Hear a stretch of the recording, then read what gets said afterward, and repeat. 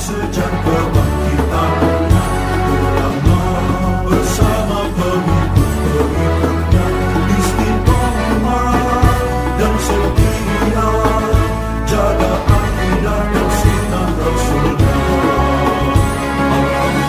Alhamdulillah segala puji baginya ulama bersama pengikut-pengikutnya istiqomah dan setia menjaga agama nusa dan bangsa.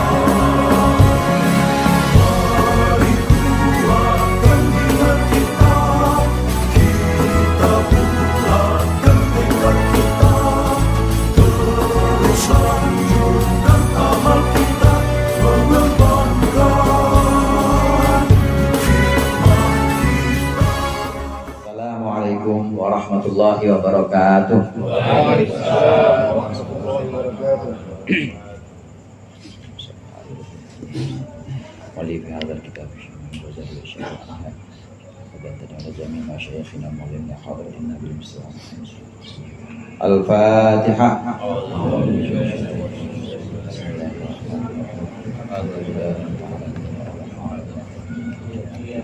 إياك نعبد وإياك نستعين صراط الذين أنعمت عليهم غير المغضوب عليهم ولا الضالين. Alhamdulillahi jalla wa ala ahmaduhu li jamil ayadi wal ala wa ashkuruhu syukra man ufiya minal bala wassalatu wassalamu ala sayyidina Muhammadin ikhtasallahu bihi fadaila wa ala alihi wa ashabihi alladhina fazu wa nalu ad-darajatin ula amma ba'd fa inna ahsanal hadithi kitabullah wa khairul hadi hadi Muhammadin sallallahu alaihi wasallam wa syarrul umuri muhdatsatuha wa kullu muhdatsatin bid'ah wa kullu bid'atin dhalalah. Segenap jamaah Majlis Alim Al-Hidayah, para sesepuh, para ustaz, hadirin sekalian yang berbahagia, alhamdulillah malam hari ini kita lanjutkan kembali pengajian kitab Bidayatul Hidayah. Mudah-mudahan jadi ilmu yang bermanfaat. Mudah-mudahan Allah bimbing kita untuk mengamalkannya. Bahayanya lisan sudah selesai kita bahas, tinggal mengamalinya. Bahayanya lisan, di mana lisan merupakan anggota badan yang paling banyak menimbulkan bahaya untuk kita. Jangan kita bercanda, terakhir kemarin bercanda yang menyakiti seseorang. Udah bohong artinya tidak sesuai dengan kenyataan, nyakitin orang. Lu kayak kaleng kerupuk, orang yang bilang kaleng kerupuk kan bohong, itu tidak sesuai kenyataan. Udah gitu orangnya sakit, jangan. Bercanda boleh, tapi jangan yang menyakiti orang, dan juga jangan yang bersifatnya ini tidak sesuai dengan kenyataan, artinya kebohongan itu jangan. Bercandanya Rasulullah SAW tidak ada yang bohong, tidak ada yang sifatnya mengada-ngada, itu nggak ada. Pasti bercandanya benar Rasulullah. Rasulullah ketika bercanda dengan seorang perempuan namanya Ummu Aiman, suamimu matanya ada putih-putihnya ya? Ya, semua mata yang ada putih-putihnya, sampai segitunya Rasulullah. Tapi memang mizah atau bercandanya Rasulullah itu tidak pernah menyakiti dan juga tidak pernah bohong yang tidak sesuai dengan kenyataan. Lisan ada 8 kemarin yang harus kita jaga, dari bohong, dari perdebatan, kemudian dari sumpah palsu, kemarin terakhir dari guyon atau bercanda yang sifatnya bisa menyakiti lawan bicara kita, itu jangan. Yang berikut ini adalah pembahasan tentang perut, di mana perut juga merupakan anggota badan yang punya potensi untuk memberikan kita kebahayaan, bahaya buat kita kalau kita nggak jaga-jaga perut ini. Qala al-mu'allif rahimahullah wa nafa'ana bihi wa bi ulumihi wa bi barakatihi fid dharain amin. Wa amal batnu fahfadhu min tanawulil harami wasyubhati wahris ala talabil halali.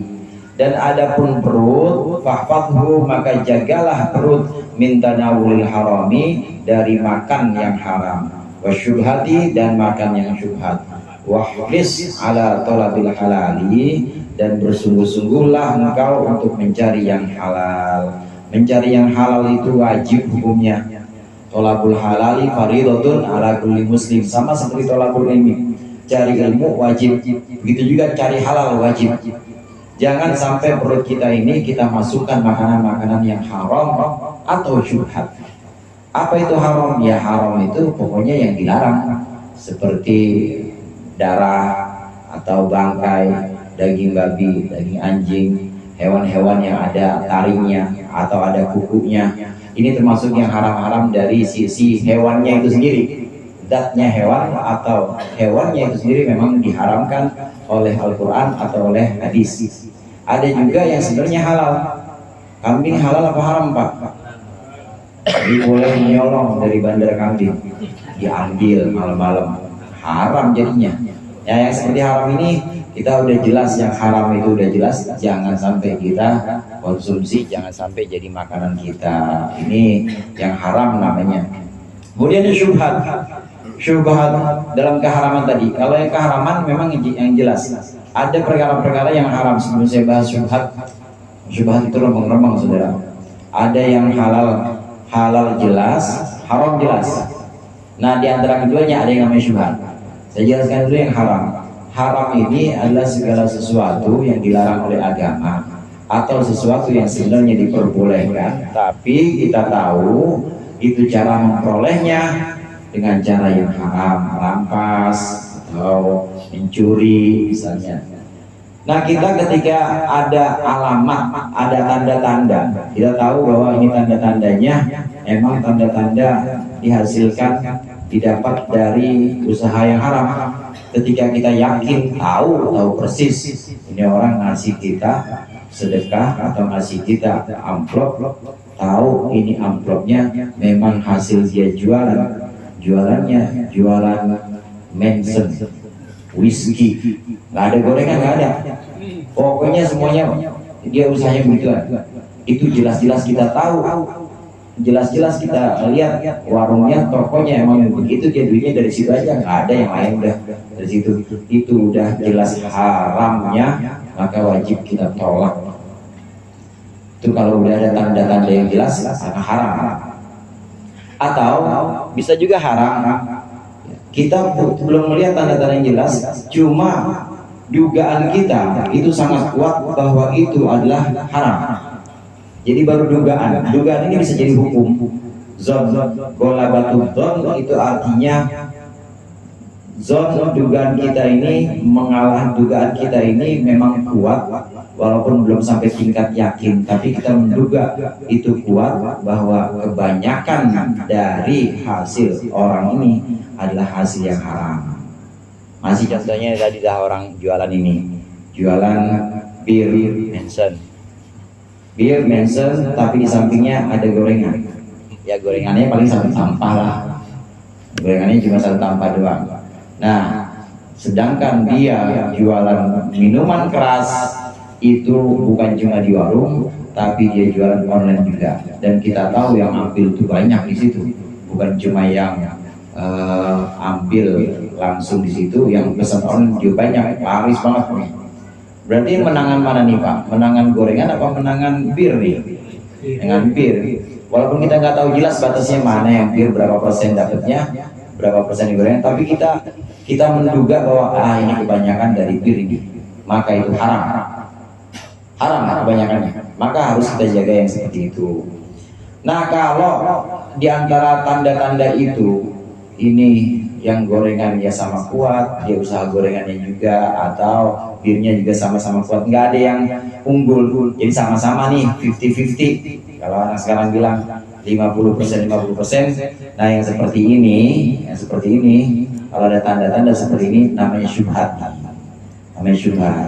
Orang dia kerja di kantor, ya gajinya 10 juta, tapi bisa ngasihnya 5 juta misalnya, 5 juta, dan kita tahu bahwa selain di kerjaan itu kita tahu bahwa dia kadang-kadang juga bisnis. Nah, bisnisnya ini kita baru dengar bisnis yang kayaknya sih rada haram gitu misalnya, tapi belum ada bukti sama kuat ya dia kerja kantor halal juga, tapi ada kerjaan sampingan Cuma bukti dua-duanya ini sama-sama kuat atau sama-sama lemah, nggak bisa kita unggulkan satu pun. Tidak ada di antara keduanya yang lebih unggul, maka namanya syubhat yang seperti ini. Kalau kita mau hati-hati, maka jaga dari yang syubhat. Jangankan yang haram, yang syubhat aja kita jaga. Jangan sampai makanan kita masuk ke dalam perut itu dari makan-makanan yang syubhat, jangan. Apalagi yang haram, jangan. Terus carinya bagaimana ya? Cari yang halal murni, yang murni halal itu yang harus kita cari. Yang syubhat kalau bisa dijauhi. Ini yang syubhat ini remang-remang 50-50 halal apa haram ya, haram apa halal ya. Tanda-tandanya sama-sama lemah atau tanda-tandanya itu sama-sama kuat antara yang halal dan yang haram, maka namanya syubhat remang-remang, diserahkan kepada kita. Kalau kita mau ambil ya nggak apa-apa, tapi kalau orang yang wirai, orang yang warok, hati-hati banget, nggak mau ngambil yang gitu, nggak mau ngambil yang remang-remang itu, nggak mau. Yang halal banyak, yang murni halal banyak, kenapa ngambil yang remang-remang? Begitu maksudnya. Kalau mau hati-hati jangan ambil yang syubhat, apalagi yang halal. Kemudian juga wajib kita mencari yang halal. Yang halal ini hadirin, semua makanan-makanan yang bukan haram halal. Pokoknya yang tidak ada dalil di Al-Quran maupun hadis yang tidak menunjukkan keharamannya, maka halal. Gitu. Itu menurut Imam Syafi'i dan Imam Malik. Semua yang tidak ada petunjuk keharamannya dalam Al-Quran maupun hadis, maka itu halal. Contoh begini saya sebutin, dalam Al-Quran itu darah, bangkai, daging babi, kemudian yang disembelih tapi buat berhala, yang disembelih buat berhala. Kemudian dalam hadis ada setiap yang punya taring, setiap yang punya cakar, yang hidup di dua alam. Dan segitu aja. Kira-kira dari yang saya sebutin sama yang nggak saya sebut, banyakan yang mana saudara? Banyakan yang saya sebut atau banyakan yang nggak disebut? Banyakan yang nggak disebut pasti. Banyakan yang nggak disebut. Yang nggak disebut orang RT 1 ini ya. RT 1 itu saya sebutin nih, RT 1 ada 20 orang nih, saya sebutin semuanya. Ada Pak RT-nya, ada Bang Toir, semuanya. Banyakan yang saya sebutin apa banyakan yang nggak saya sebutin? Yang nggak sebutin. Begitu juga halal haram, yang halal yang haram dalam Al-Quran, dalam hadis disebutin. Nah selebihnya berarti halal gitu aja. Kan banyakan yang halal, berarti cari yang halal, maka wajib mencari yang halal. Walaupun memang ada Imam Abu Hanifah ini mengatakan bahwa sebaliknya, yang halal itu adalah sesuatu yang disebutkan kehalalannya jelas dalam Al-Quran dan hadis. Berarti yang nggak disebutkan itu namanya haram. Gitu, lebih ini lagi, lebih sempit lagi oleh Imam Abu Hanifah. Imam Abu Hanifah lebih sempit lagi. Namun kita pakai Imam Syafi'i ini lebih luas pengertiannya. Faidah wajadtahu fahris ala antaksud ataktasira minhu. Maka ketika engkau mendapatkan yang halal, fahris, maka bersungguh-sungguhlah engkau ala antaktasira minhu, untuk meringkas, artinya minimalisir. Taktasira itu meringkas, maksudnya minimalisir saja minhu dari halal, ala maduna syafi'i, atas kadar sebelum kenyang. Fa inna syar'a, maka sesungguhnya kenyang yuqassil qalba, itu bisa membuat keras al-qalba akan hati, wa yufsidu dhihna, dan bisa merusak pikiran, wa yubtilul hifdha, dan bisa menggugurkan atau menghapus hafalan, wa yutabtilul a'dha'a, dan juga memperberat anggota badan, anil ibadati, dari ibadah, wal ilmi, dan juga dari ilmu, wa yuqawwi syahawati, dan juga kenyang itu bisa memperkuat syahwat, wa yansuru jurudas syaitani, dan menolong tentara-tentara atau pasukannya setan. Iya, udah dapat nyari, udah tahu kita yang disebutkan dalam Al-Quran hadis keharamannya, maka haram. Selebihnya halal. Berarti kan banyakan yang halal apa haram, Pak? Banyakan yang halal. Kalau udah dapat yang halal, makan jangan sampai kenyang. Kalau sampai kenyang, jangan sampai kenyang. Belum kenyang berhenti. Kita nih aku martabak halal nggak nih? Halal. Tahu isi? Lapis halal. Ini rengginang ya? Halal. Terus bolu, ada juga bolu tuh, halal nggak? Halal. Abis ngaji, Mas Manto makan semua. Mas, semuanya makan, orang halal Ustaz. Kenyangin pun sampai halal tuh. Wah, bahaya nih yang ini. Gak boleh, meskipun halal, meskipun semua ini kita tahu halal semua, jangan sampai kenyang. Kenapa? Karena perut kenyang itu bisa bikin hati kita keras. Kebanyakan makan, perut sampai kenyang, hati keras, susah terima nasihat. Susah terima nasihat. Kalau susah terima nasihat, biasanya menerima ada masalah pikiran, ya pikiran juga jalannya susah. Kenyangan dia diajak, gimana nih Pak? Mas Langsung tanya yang istrinya, gimana nih Pak? Jadi anak kita sekolah di mana? Dulu kenyangan susah mikir jadinya. Apalan juga bisa hilang Pak. Apalan bisa hilang kalau udah benar-benar apal dari kemarin. Bismillahirrahmanirrahim. Qul huwallahu ahad, Allahus samad. Apaan ya terusannya? Lupa karena kenyangan. Bisa menghilangkan hafalan. Dan selain itu, perut yang terlalu kenyang itu bisa memperberat anggota badan kita untuk diajak ibadah, untuk diajak ngaji atau cari pengetahuan. Dia kenyangan, ibadahnya susah. Boro-boro bangun malam sholat isya aja kadang 14, bis maghrib kenyangan, siangnya capek, maghrib kenyangan, tidur nggak sholat isya aja. Boro-boro sholat sunnahnya tahajud isya aja, gara-gara kenyangan, males. Badan itu buat gerak, kalau isinya kalau dia terlalu banyak dengan makanan yang halal, itu buat gerak untuk ibadah aja susah. Itu makanan yang halal. Kalau kenyangan, buat nuntut ilmu juga susah kalau kenyangan. Santri-santri itu makanya ya dibiasain makannya itu bahkan iya, makan setengah kenyang, selain ngirit kiriman dengan kiriman yang ngirit ya biar ngirit ya juga biar tirakat atau prihatin. Karena kalau kenyangan memang susah buat ibadah, susah buat ngaji juga, buat menerima ilmu itu susah. Selain itu yang namanya kenyang dari halal, ini dari halal nih padahal nih, kenyang dari makanan yang halal, ini juga akan membantu setan untuk gampang goda kita. Setan yang pertama juga masukin kan setan. Halal semua itu Ustaz, rengginang, habisin. Ya gara-gara dihabisin, kenyangan, jadi merasa ngapain. Setan mudah menggoda kita kalau kita kekenyangan. Wasyab'u minal halali mabda'u kulli syarrin, dan kenyang dari makanan halal itu sumber segala keburukan. Fakaifa minal harami, maka gimana kalau dari haram?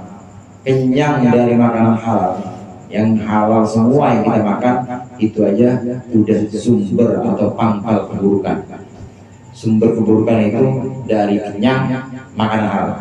Gimana kenyang makanan halal itu?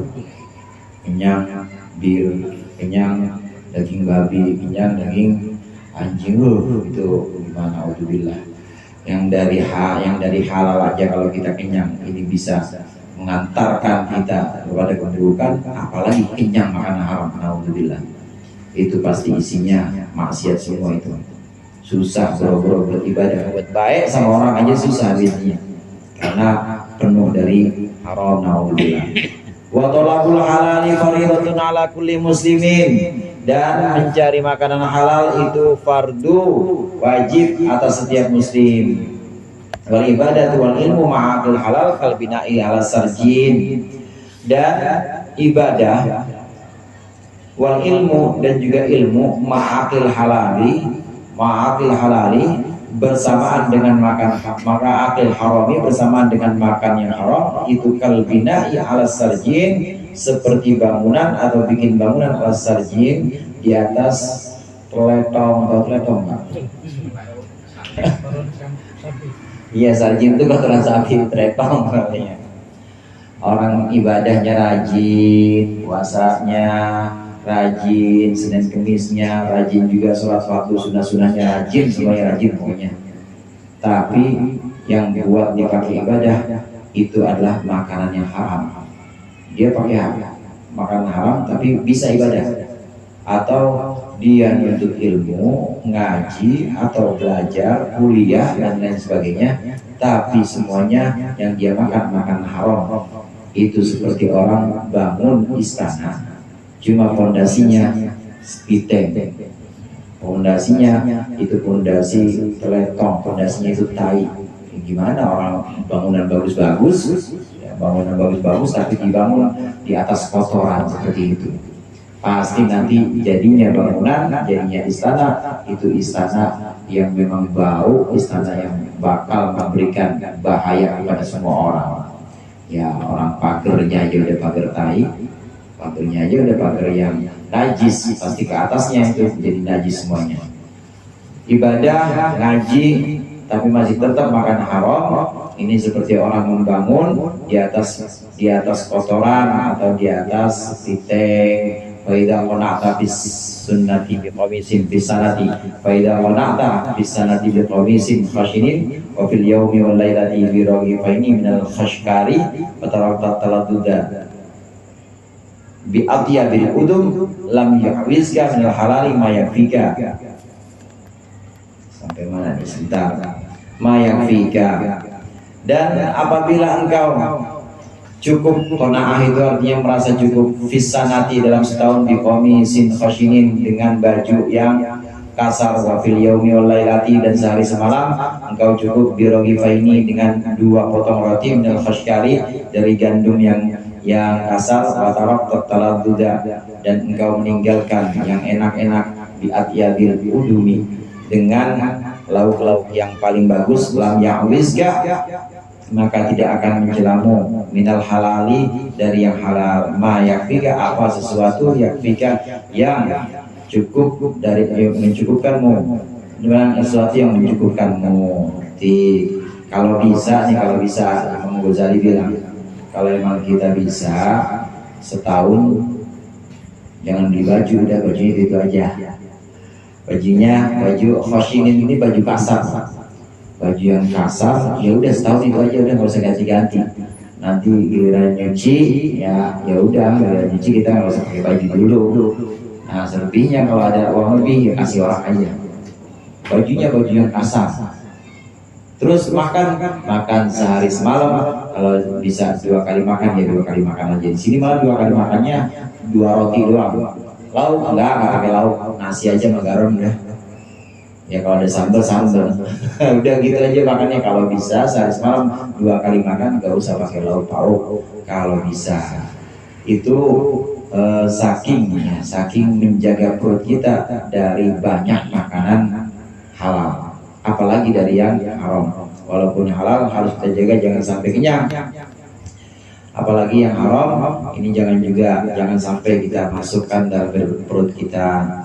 Wal halalu katsirun wa laysa 'alaika an tatayaqqana bawatinal umuri bal 'alaika an tahtariza mimma ta'lamu annahu haramun. Jadi kesimpulannya hadirin, makanan-makanan yang halal udah jelas banyak yang halal, tapi jangan kita masukkan dalam perut semuanya sampai kita kenyang. Jangan, sebelum kenyang itu udah berhenti. Merasa cukup ya sebelum kenyang kita berhenti. Ini yang nanti akan mempermudah perjalanan kita. Perjalanan buat nuntut ilmu gampang, perjalanan buat ibadah ya ibadah mahdoh seperti sholat gampang, ibadah yang ghair mahdoh seperti kita silaturahim atau kita kerja mencari nafkah itu ibadah juga gampang.